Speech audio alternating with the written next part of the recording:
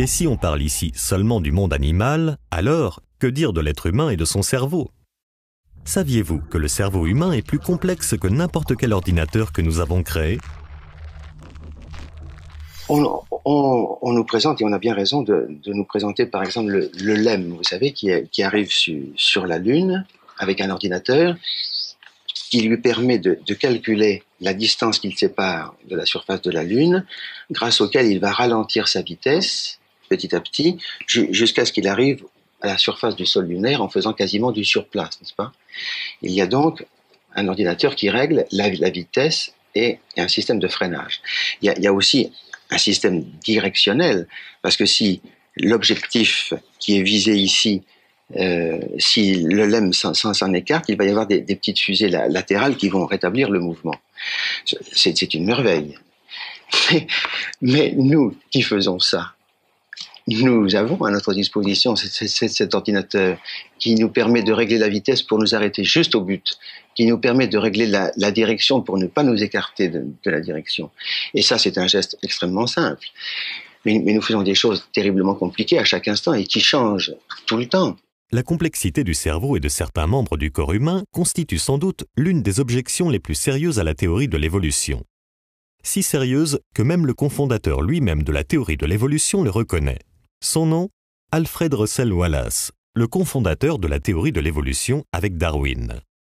10 ans après la publication de l'origine des espèces, Alfred Russel Wallace déclara dans l'un des plus célèbres journaux anglais « Ni la sélection naturelle, ni la théorie générale de l'évolution ne permettent d'expliquer quoi que ce soit sur l'origine de la vie sensationnelle et consciente. » Mais on peut même aller plus loin et affirmer qu'il existe des caractéristiques purement physiques de la race humaine qui ne peuvent pas être expliquées par le biais de la théorie de l'évolution et la survie du plus apte. Le cerveau, les organes de la parole, la main et la forme extérieure de l'homme nous offrent des difficultés particulières à cet égard sur lesquelles nous allons brièvement attirer l'attention. Si l'on médite simplement sur la complexité de notre cerveau, qui dépasse de loin toute technologie jamais créée par l'être humain, est-ce raisonnable de penser qu'il soit apparu par hasard?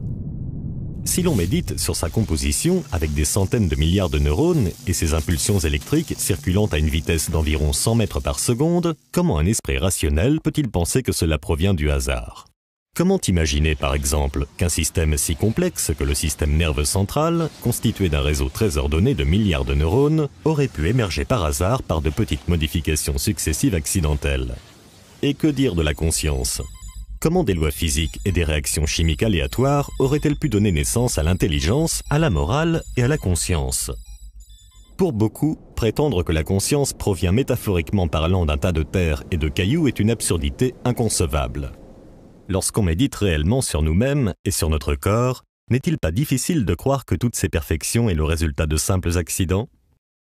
Saviez-vous par exemple que notre corps est composé de plus de 100 000 km de vaisseaux sanguins, d'environ 25 000 km de bronches, de 800 millions d'alvéoles, de 10 000 bourgeons gustatifs, de 250 récepteurs sensoriels par centimètre carré de peau, de plus de 600 muscles, de 10 à 25 millions de récepteurs olfactifs et de 100 000 milliards de cellules?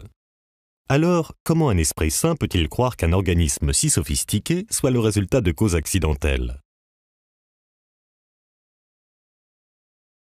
Moi, je ne peux pas arriver à penser que par une série de petites mutations fortuites, les êtres les plus compliqués, les êtres supérieurs se sont formés.